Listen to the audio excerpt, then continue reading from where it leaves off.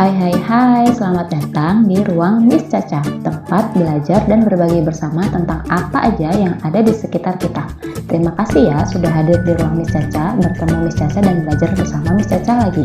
Video kali ini Miss Caca akan mengajak kalian untuk memahami tentang bagaimana peristiwa lahirnya Pancasila, serta bagaimana sih peristiwa perumusan dasar negara itu terjadi. Tapi sebelumnya jangan lupa ya subscribe channel Miss Caca, like, komen, dan share juga video ini agar kita dapat bisa belajar dengan teman-teman yang lainnya. Sudah siap? Yuk kita mulai belajar. Perumusan dasar negara. Kalian tentunya tahu kan dasar negara Indonesia itu apa? Iya, Pancasila.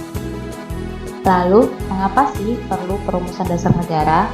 Yang pertama, nilai-nilai kepribadian bangsa itu perlu dirumuskan secara resmi.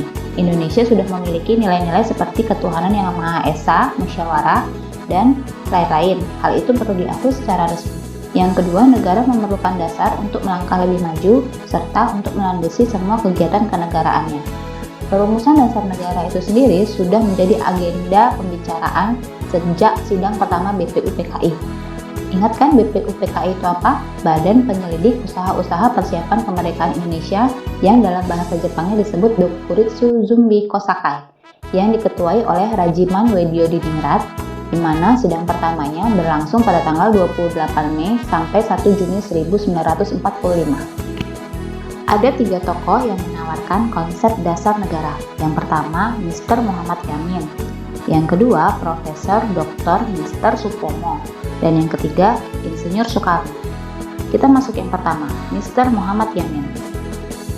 Mr. Muhammad Yamin mengajukan konsep dasar negara pada tanggal 29 Mei 1945, yaitu pri kebangsaan, pri kemanusiaan, pri ketuhanan, pri kerakyatan, serta kesejahteraan dalam berkebudayaan.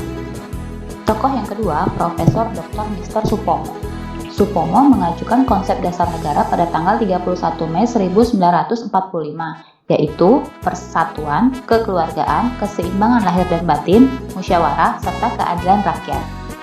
Dan yang ketiga, Insinyur Soekarno mengajukan konsep dasar negara pada tanggal 1 Juni 1945 yang terdiri dari kebangsaan Indonesia, internasionalisme atau keprikemanusiaan, mufakat atau demokrasi, kesejahteraan sosial, serta ketuhanan yang Maha Esa.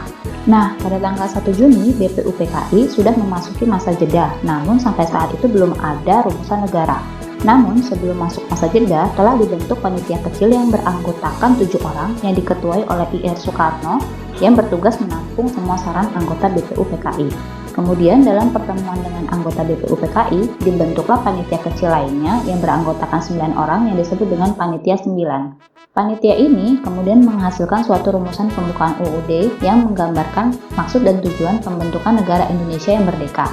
Rumusan itu disepakati dan ditandatangani oleh Panitia 9 yang kemudian diberi nama Jakarta Charter atau Piagam Jakarta.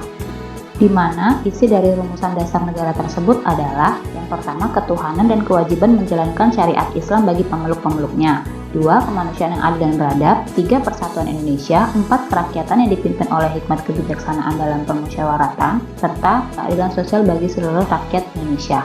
Lalu, perumusan terakhir dasar negara yang dilakukan pada sidang BPUPKI yang kedua dimulai pada tanggal 10 Juli 1945. Kemudian dibentuklah panitia kecil perancang Undang-Undang Dasar yang diketuai oleh Mr. Supomo. Nah, kemudian pembukaan serta batang tubuh rancangan Undang-Undang Dasar tersebut dihasilkan dan disahkan oleh PPKI pada tanggal 18 Agustus 1945. Namun, ada keganjalan yang menjadi pertimbangan oleh anggota PPKI, yaitu isi dari Piagam Jakarta yang pertama. Yang kemudian, isi dari pertama Piagam Jakarta ini menjadi diskusi serius bagi Bung Hatta sebelum sidang PPKI dimulai. Yang pada akhirnya di sidang tersebut, Bung Hatta menyampaikan hasil diskusinya, konsultasinya kepada tokoh Islam untuk mengganti kata-kata pada butir tersebut yang dianggap tidak tepat karena hanya menyangkut identitas mayoritas masyarakat Indonesia, di mana juga mempertimbangkan masyarakat di Indonesia Timur yang mayoritas non-muslim, yang pada akhirnya mereka sepakat kata-kata tersebut diubah menjadi ketuhanan Maha Esa. Hari lahirnya Pancasila diperingati setiap tanggal 1 Juni. Lalu apa kesimpulan yang dapat kita tarik pada hari ini? Kesimpulannya adalah ada banyak nilai juang yang dapat kita teladani dari peristiwa ini. Yang terpenting adalah kita sebagai generasi muda harus memiliki semangat juang dan rasa cinta tanah air seperti para tokoh bangsa terdahulu dalam mempertahankan bangsa kita, khususnya dasar negara kita. Pancasila, salam 5 sila. Gimana belajarnya kali ini? Semoga pengetahuan dan informasi kali ini dapat bermanfaat bagi kita, khususnya sebagai generasi penerus bangsa. Miss juga berharap dengan menambah wawasan tentang dasar negara, kita dapat menumbuhkan rasa cinta tanah air kita, patriotisme kita, nasionalisme kita terhadap bangsa Indonesia yang kita cintai ini.